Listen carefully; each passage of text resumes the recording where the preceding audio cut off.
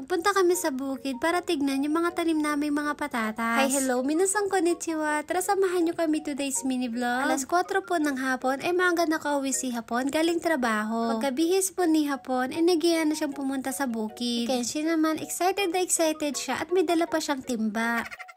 Habang nasa biyahe kami, nagbibiruan kami ni Kenshi. Excited na rin ako at gusto ko nang makita yung mga tinanim namin. Wala pa pong 10 minutes na biyahe, makakarating na tayo dun sa bukid. Sobrang ganda nga ng panahon ngayon dahil maaraw. And fast forward na nga po mga auntie, pagkatapos ng ilang minutong biyahe, nakarating na po kami dito sa bukid. Hindi pa nga ako nakakababa sa sasakyan, tuwang-tuwa na ako mga auntie. Ano naman po kasi, pagkatapos ng 2 linggo, may mga tumubo na dun sa mga tanim namin. Nakakatawa at sobrang saya mga auntie kasi may mga tumutubo na. Si Hapon naman, hiniram niya muna yung laruan ni Kenshi. Kala ko naman kung ano yung gagawin ni Hapon mga auntie. Yun naman pala mga auntie, tatakpan niya ng lupa yung mga patatas na umaangat. Kaya nga po pala kami nagpunta dito sa bukid dahil magdidilig daw kami. Kaso nga lang sabi ni uncle yung mga auntie, wag na daw kami magdilig. Bukas po kasi ng gabi ay uulan daw, kaya wag na daw kami magdilig. Abay, gustong gusto ko yun mga auntie para hindi na ako napapagod.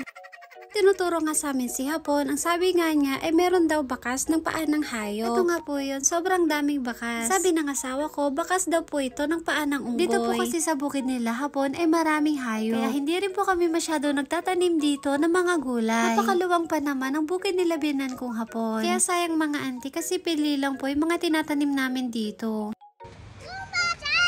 Kumasaire! Toko de! Tita ne? Tita! Oy, de abun lai karo de. Umasang. Sabi nga ni Kenshin, may narinig daw o may nakita siyang kuma o bear. Pero hindi po yung totoo mga auntie. Minsan po kasi itong si Kenshin may pagkaluko-luko. And fast forward na nga po tayo mga auntie. Pagka uwi namin ng bahay, si Hapon naman nagpagupit muna ng buhok niya. Papagwapo ata. Itong si Hapon yung mga auntie. Tawid lang po si Hapon sa kalsada dahil tapat lang naman po ng bahay namin yung pagupitan. Habang napapagupit po si Hapon, kakain muna kami ni Kenshi. Nagutom po kasi ako bigla nung nagpunta kami dun sa bukid. Dito na nga po kami sa labas kumain ng anak ko. Sobrang sarap kumain dito sa labas kasi feeling ko para ako nasa probinsya. Sa bagay, probinsya naman dito sa amin mga auntie.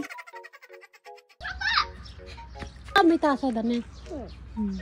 Tuwang-tuwa nga tong anak ko dahil nakita niya yung papa niya na paparating. Sinalubong niya yung papa niya na bagong gupit. Abay, gwapo na naman si uncle yung ngayon mga auntie. Mabilis lang po humaba yung buhok ni Hapon, 3 buwan lang mahaba na naman. Pagkatapos kong kumain magtatanim muna ako ng bulaklak. Ito pa po yung bulaklak na binili ko nung isang araw. Nilipat ko po dito sa may paso para gumanda yung tubo niya. Habang busy ako dito mga auntie, yung anak ko naman busy rin. Pag naghahawak ako ng lupa naghahawak din siya mga auntie.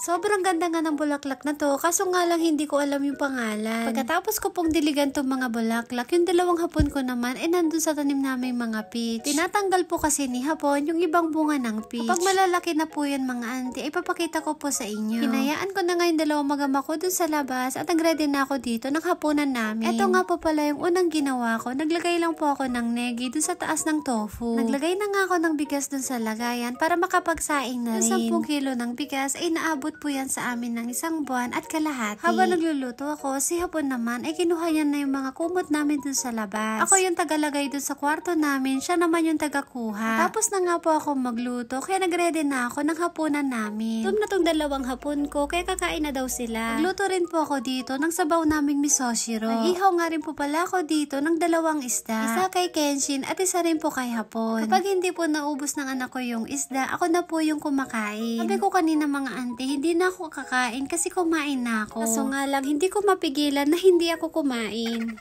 Buti na lang talaga mga auntie, hindi po maarte itong 2 magama ko. Kung ano po yung kaya kong lutuin, kinakain naman po nila. And fast forward na nga po, pagkatapos namin kumain, nag-iha po mag-grocery itong si Hapon. Bibilhan po kasi namin si Kenshin ng gatas. Syempre, bibili na rin po kami ng konti nang wala dun sa bahay namin. Alas 9 po ng gabi, nung nagpunta na kami dito. Pabili nga ako kay Hapon ng cherry mga auntie, sabi naman niya, okay daw. Ay, napakabait naman ni uncle yung mga auntie.